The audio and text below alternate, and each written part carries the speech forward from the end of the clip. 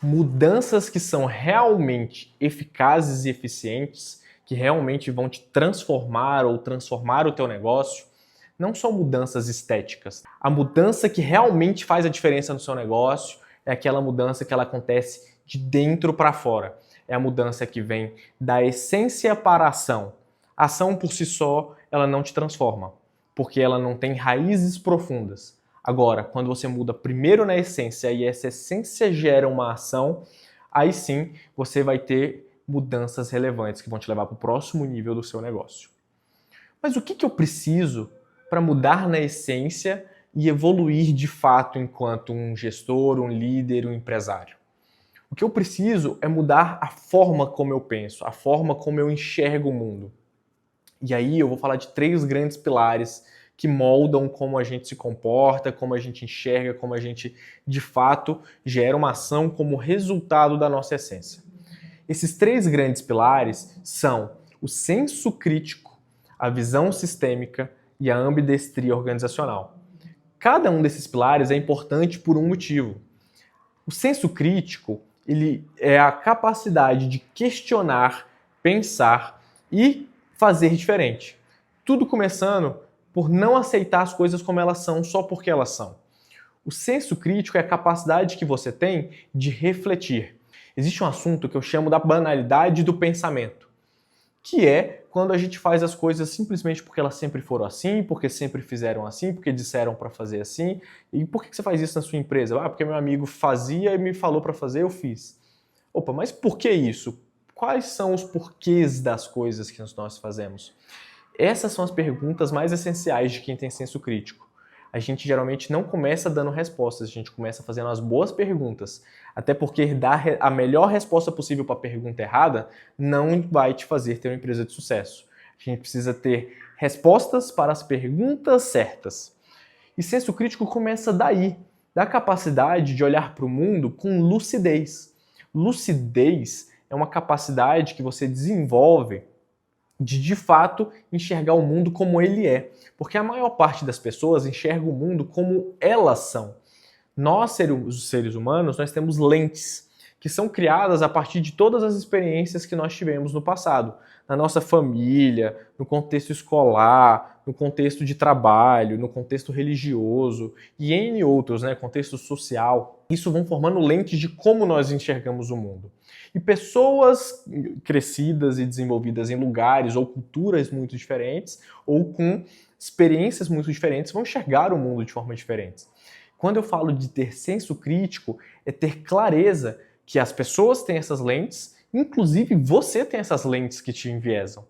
Existe um cara que se chamava Daniel Kahneman. Ele ganhou um prêmio Nobel justamente provando que as decisões que as pessoas tomam não são tão racionais. Ele chamou a pesquisa dele de Behavioral Economics, ou economia comportamental. As decisões elas têm muito mais a ver com a emoção do que, de fato, com a razão. Para pensar comigo, existem 2 tipos de decisões que eu vou precisar tomar ao longo da minha vida, ao longo das minhas rotinas. Existem as decisões difíceis. As decisões difíceis são aquelas decisões em que não há uma clareza entre o que é melhor ou pior. Ela não é diretamente comparável. Por exemplo, você seguir uma carreira de engenheiro mecânico ou ser um psicólogo. Você seguir uma carreira de marketing ou finanças. Como que você vai comparar isso? Você pode ter sucesso nos dois, tá? Às vezes algumas profissões têm uma taxa de sucesso um pouco maior, mas dá para ter sucesso em qualquer uma que você escolher. A lógica não é que uma opção é claramente superior à outra. Essa é uma decisão difícil, porque ela não é diretamente comparável. É banana com laranja, praticamente, né? E existem N outras decisões dessa. Às vezes, dentro da nossa empresa, eu tenho uma ideia de seguir por um caminho que pode dar muito certo, o meu sócio tem uma ideia de seguir por outro caminho que também pode dar muito certo. Quando eu olho para esses 2 caminhos, como é que eu decido? Eu não tenho recursos, provavelmente, para escolher todos e fazer todos os caminhos. Eu tenho que me posicionar e seguir aquele caminho.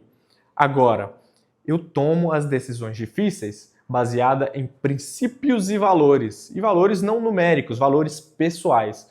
O que nós queremos para a nossa vida. Por isso que é importante, quando você constrói uma empresa, ter muito claro quais são os valores daquela empresa, qual que é a visão daquela empresa. Porque assim como um ser humano, a pessoa física, tem os desejos, os sonhos, o que eu quero ser quando eu crescer, como que eu tomo as minhas decisões, a pessoa jurídica tem que ter também. E tomar essa decisão de desenhar isso antes dos problemas ou dessas decisões difíceis aparecerem, vai te evitar muito problema. Porque quando você desenhar isso de forma antecipada, é muito fácil você acordar com as demais pessoas nos critérios que serão utilizados. E aí, quando a decisão difícil chegar, você tem os critérios de uma forma muito clara para tomar a decisão. Não é o que eu quero, não é o que você quer, não é o que eu acho, não é o que você acha. Aquela pessoa jurídica com seus sonhos, visão e com a sua forma de tomar decisão, os valores pessoais dela, da empresa, toma a decisão, não eu ou você. E aí, como os critérios já estão estabelecidos, as decisões ficam mais fáceis. Mas existe aquele grupo de decisões fáceis. As decisões fáceis são aquelas decisões onde claramente há um comparativo. Há um comparativo que 3 milhões de reais que eu vou ganhar nessa proposta A é mais do que 2 milhões de reais naquela proposta B.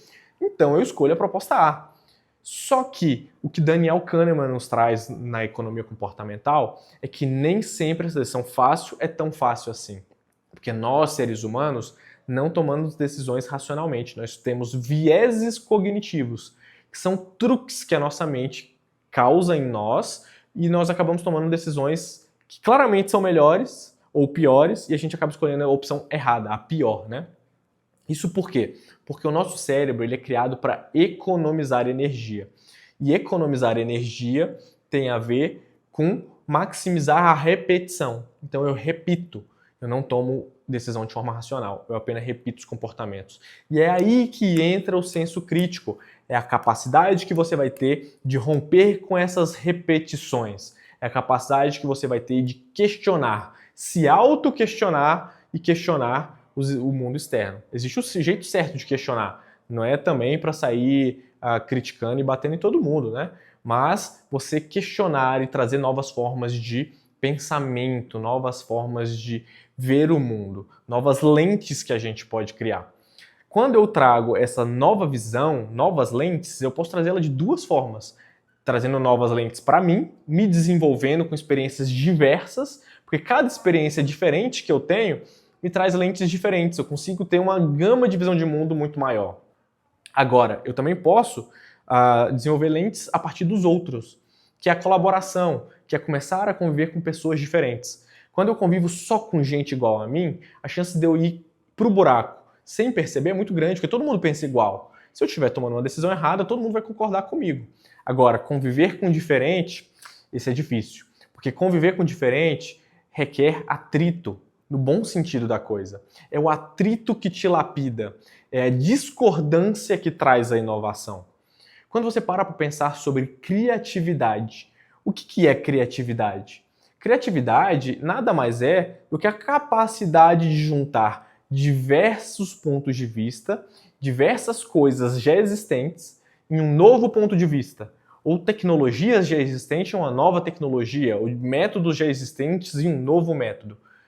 Cada uma das partes não é nova, mas a conjuntura, o novo combinado, a combinação é nova. Isso é criatividade. Criatividade não é um momento de eureka. Criatividade é a junção de diversas experiências e lentes que você tem, ou que você tem com você mesmo, ou que você tem com um grupo de pessoas com o qual você está trabalhando, e a partir dessa visão coletiva você cria novas entregas, novos produtos, novos sistemas. Aí o universo é infinito. Por exemplo, existe uma área de estudo que se chama biomimética.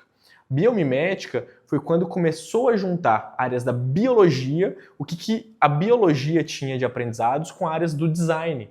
E isso trouxe ganhos imensuráveis, como, por exemplo, trens com estética e aerodinâmica pautadas no bico de aves que voavam muito rápido, e, portanto, ele tinha menos atrito, economizava mais combustível e tinha velocidades maiores, com menos atrito ao ar. Você nunca teria tido essa ideia se você antes não conhecesse biologia e design e engenharia. Agora, você nunca vai ter esses três conhecimentos, talvez, ao longo de um ciclo de vida de 100 anos. Por isso, a gente precisa agregar times. E agregar times que também tenham esse senso crítico. Vale lembrar que a maior parte da população não vai ter esse senso crítico. Ou seja, 80% das pessoas que estão dentro das empresas não vão ter esse senso crítico.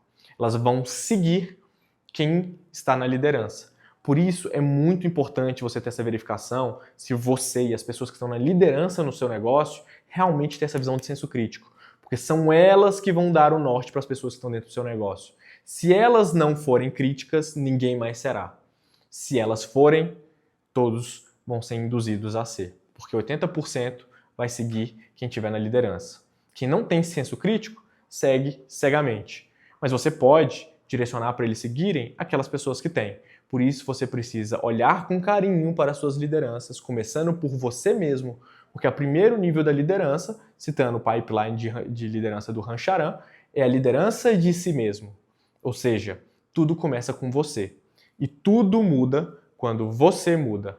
Então, pessoal, se você gostou desse conteúdo, é apenas mais um pedaço de um macro cenário que nós estamos construindo de como construir uma empresa de sucesso. E, juntando todas essas peças, você vai ter todo o quebra-cabeça para você construir, de fato, as ferramentas, os métodos que você precisa para você levar adiante. E aí, vamos juntos?